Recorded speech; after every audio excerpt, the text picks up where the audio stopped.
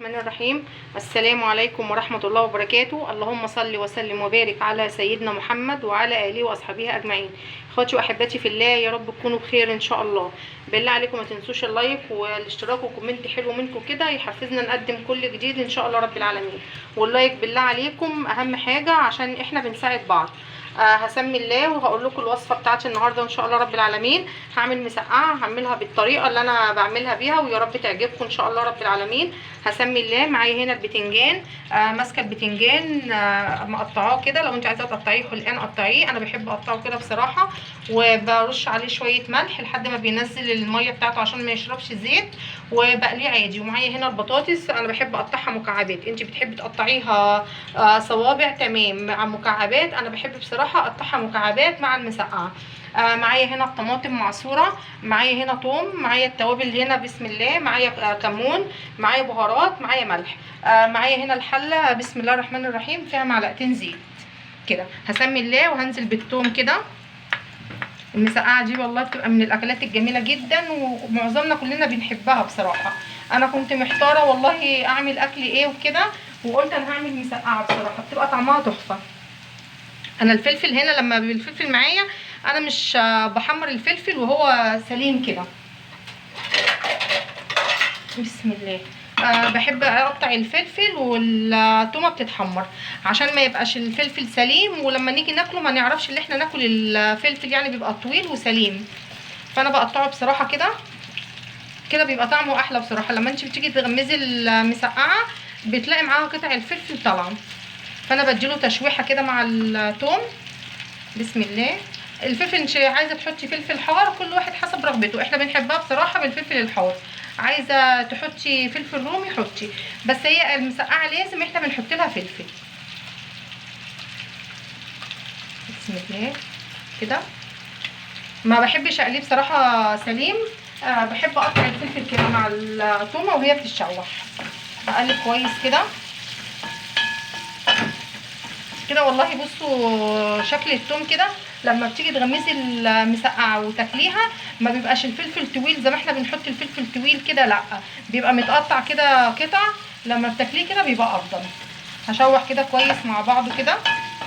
يبقى انا حطيت المعلقتين الزيت، نزلت بالثوم قطعته، وحطيت نزلت بسم الله نزلت بالثوم انا دقاه، وحطيت الفلفل انا خرجته كده حلقين كده. انا بوريكم الطريقه بتاعتي، كل واحد ليه طريقته بس احنا بنستفيد يعني ايه من بعض. اقلب كده كويس. بحس الفلفل بصراحه لما بقطعه واشوحه مع الثومه بحس انه بيبقى افضل ما بسيب الفلفل صحيح.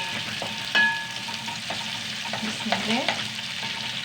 طبعا احنا عارفين هنا البتنجان، لازم البتنجان لما بنقطعه لازم نرش عليه رشه ملح عشان ما يشربش مننا زيت، واسيبه في مصفى شويه هلاقيه نزل الميه بتاعته. الميه اللي بتنزل من البتنجان دي هي اللي بتخليه ان هو ما يشربش زيت. يبقى كده بصوا البتنجانيه عامله ازاي. عايزه تقطعيه حلقان براحتك، عايزه تقطعيه زي ما انا مقطعاه كده، كل واحد حسب راحته كده. بقلب كويس. الفلفل والله كده لما تخرطوه بينها بيتحمر برده مع التومه، وبيتحمر في الزيت وبيدي ريحه جميله جدا. بصوا بدا يخش في التحمير ازاي. ما بحبش اخليه بصراحه صحيح، بحب اقطعه كده. هنزل بالطماطم. هنزل بالطماطم كده. انا معايا الطماطم معصوره. بسم الله. هقلب كويس. بسم الله الرحمن الرحيم. معايا هنا التوابل، معايا هنا بهارات، معايا بهارات ومعايا كمون ومعايا ملح. ملح طبعا انا مش مكتره ملح لما اشوفها لان البتنجان اصلا انا حاطه له ملح. هنزل كده بالتوابل بتاعتي. الطماطم لما تخش في التسبيكه شويه لو حسيت ان هي محتاجه معلقه صلصه عشان تخليها حمرا شويه هحط لها. لقيتها ان هي مش محتاجه خلاص انا مش هحط لها، فانا هستنى عليها شويه لما تغلي غلوتين وبعد كده هشوف اذا كانت محتاجه او مش محتاجه كده. انا كده حطيت. يبقى انا حطيت الثوم، مسكت الفلفل، انا بحب اقطع الفلفل كده حلقان، وحطيت معلقتين زيت، شوحت الثوم، قطعت الفلفل شوحته مع الثومه، ومع في الزيت مع التومه. نزلت بالطماطم بعد ما تشوحوا كويس جدا، نزلت بالطماطم. انت حابه تخلي الفلفل صحيح وتقليه مع البتنجان اقلي براحتك، بس انا بصراحه بحب اخليه كده عشان لما يجوا ياكلوا الفلفل لما بيبقى طويل زي ما هو صحيح ما بيعرفوش ولادي ياكلوه كده، فانا بحب اخرطه لهم. عايزه تحطي فلفل حار حطي، عايزه تحطي فلفل رومي حطي، بس المسقعه بصراحه لازم بتحتاج فلفل، من غير فلفل بصراحه ما بتنفعش.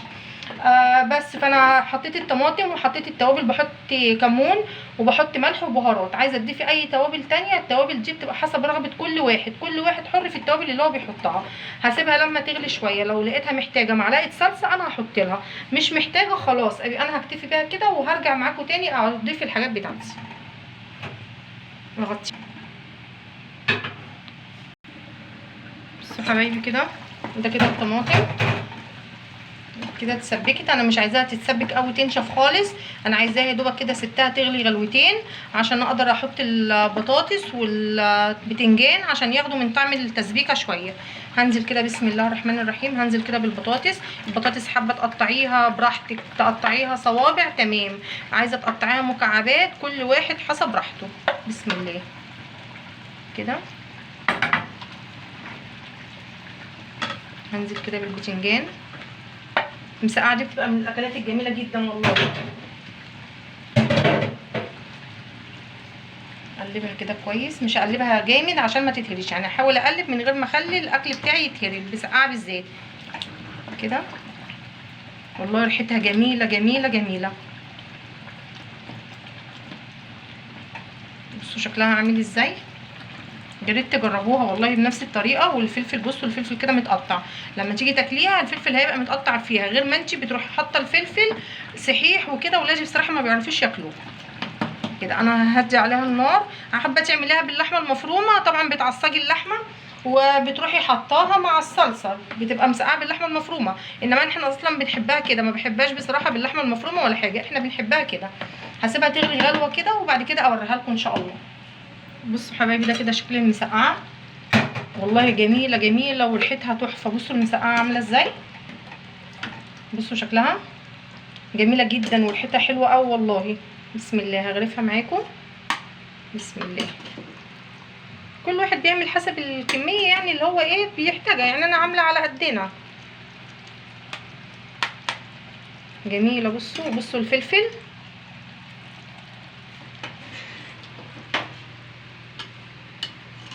بصوا شكل الفلفل كده. على فكره الفلفل افضل من ان انت لما بتمسكيه وتروحي ماسكاه مقطعاه وتروحي حطاه صحيح، بيبقى بصراحه ما بيعرفوش ياكلوه. انا عندي ولادي ما يعرفوش ياكلوه كده، فانا بحب بصراحه ان انا اقطعه لهم بيبقى طالع بالشكل دوت والله.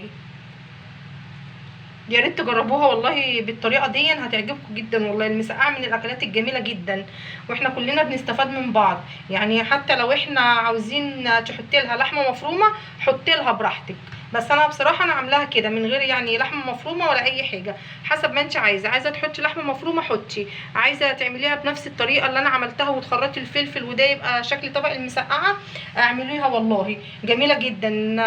بنستفاد كلنا من بعض والله. بحب اشارككم وصفاتي، يعني لعل وعسى احنا بنستفاد من بعض، انت تاخدي مني معلومه انا اخد منك معلومه، مش مشكله والله، يعني احنا ايه بنفيد بعض ونستفاد. ربنا يا رب يجعلنا دايما في الخير، نفيد بعض ونستفاد من بعض في الخير. متنسوش اللايك بالله عليكم والاشتراك وكومنت حلو منكم كده عشان يحفزنا نقدم كل جديد ان شاء الله. اخواتي واحباتي في الله، اقول لكم زي ما شفتكم على خير اترككم في حفظ الله ورعايته، واقول لكم السلام عليكم ورحمه الله وبركاته.